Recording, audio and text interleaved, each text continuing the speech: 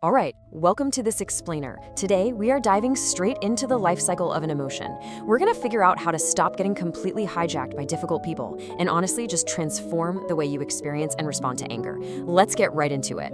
So, you know that terrible feeling when someone says something that just ruins your entire day? Maybe someone cuts you off in traffic or a coworker makes a passive-aggressive comment in a meeting, and suddenly you're just vibrating with frustration for hours? Well, we've all been there. But what if you could literally stop that reaction in its tracks? What if that awful feeling didn't have to define your afternoon, your evening, or even your next hour? The truth is, anger is largely a choice, and understanding exactly how that choice works biologically is the absolute first step to reclaiming your peace of mind.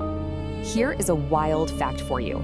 Neurologically speaking, the stress chemicals that actually create anger naturally flush out of your system in exactly 90 seconds, a minute and a half. That's it, unless you keep feeding them. Think about that for a second. When you get triggered, your body floods with stress hormones, but that chemical rush is incredibly brief. So why on earth do we stay angry for 20 minutes or a whole day? Well, it's because we keep the anger alive by replaying the story.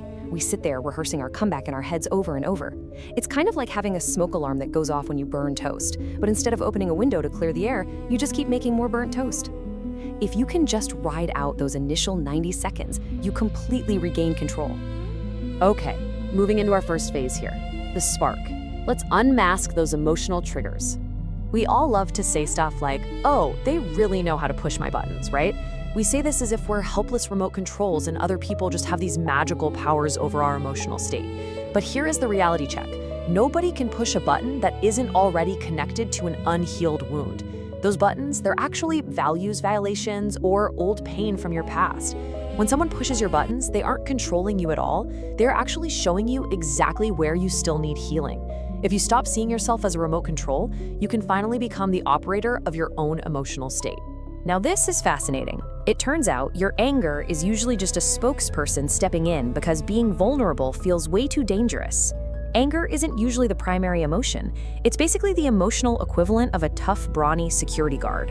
When someone criticizes you and you feel angry, a lot of times you aren't actually angry. You're just hurt that they don't see your value. Or say a partner forgets an anniversary.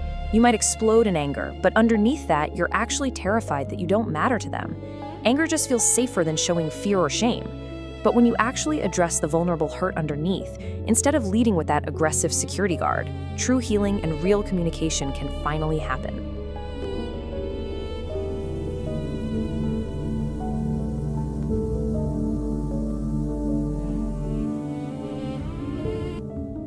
So by creating a trigger map, you can actually trace your reactions back to past patterns. It's like dodging emotional landmines instead of just stepping right on them.